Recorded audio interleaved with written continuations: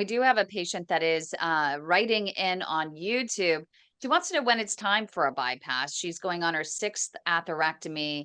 I don't know the time frame though. The last one was in May, and oh well, here we go, less than a month, and now she is blocked again. So I will say there's no absolute number for this. Again, as vascular surgeons, sometimes your time, well, if you do it once and it fails, you have to think about something else. But there's where the other what other medical issues might be going on. Is this patient still a smoker? Is this a patient who might be on the wrong medications or doesn't take them the way that they should? Is their diabetes completely out of control? All of those things need to be considered because doing a bypass carries significant risk also. Because if you do a bypass, and as vascular surgeons, I always leave a back door to still be able to open it up with wires and catheters and stents in case my bypass goes down. But I have encountered times in which somebody goes in for a bypass and they figure, well, the SFA is bad artery. It's completely clogged, and they will literally cut the artery and disconnect it from the common femoral artery and then plug in the bypass. And when the bypass goes down, the only option you have is to redo the bypass because Yep. they tied off the femoral artery. And that's even what I say when a patient even is going back for a second atherectomy or angioplasty or overall angiogram. I always say, well, why are you going back? What's going on? Can we look at those risk factors before we put you back in for the procedure, before it just goes in and reblocks again and again, unless it's a few years, right? Unless you have a few years in between, and then you kind of know maybe some scar tissue is in there. But we've had so many patients that have ended up with undiagnosed genetic mutations. We've had patients that have had undiagnosed clotting disorders. We've had patients on Plavix that had a sensitivity to it, and so it wasn't working in their body. And especially ones that have had it where it was with they had it paired with a statin that it I guess they both couldn't fit on the same school bus.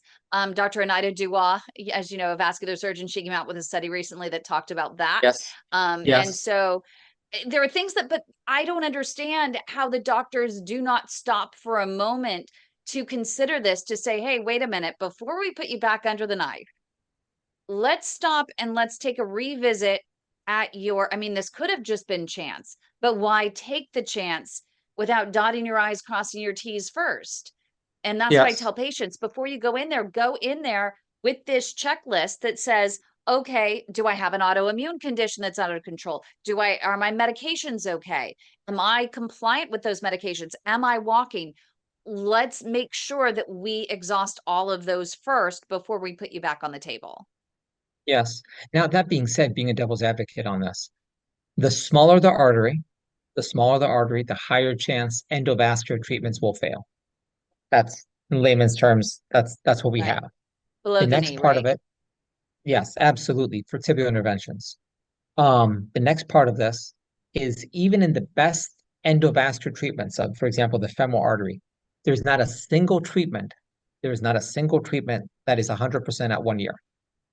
Not a single one. Which means that 1 year, you probably have a 95% chance of the stent needs to be revised. They might need to increase your blood thinners. They might have to put you through another supervised walking program. Something else is going to happen. So there's also that. Let's be realistic with this. A bypass, yes, it has much less reinterventions. Absolutely. But it also carries a lot of risk, especially in somebody's hands who does not have experience doing a lot of bypasses. Yep. And I think in this patient's case, she says that she was blocked in the thigh and the femoral. So that's something you were mentioning even a little bit earlier, where there is that bypass. You can go just from the iliac to the lower end of the thigh, right? Just Yes. before the popliteal, and you can go ahead. And those are pretty durable from what I've seen. Yes, above the knee fempop bypasses have a very good patency rate with a vein, very good patency rate. And Hmm. even with a piece of plastic at 5 years, you're still talking about 75 to 80% primary patency. And there's still a contingency plan beyond that. I mean, you have the backup, even with most Correct. of those. Yeah. And Correct. so that's really good. But always, as you said, and I think this is really great advice, everyone, is as Dr. Correa says, make sure in every situation that your doctor has the backup plan. What happens? It's not if it's going to fail, it's a matter of when. How long do you think? And then what is the backup plan at that point? Always have the contingency plan.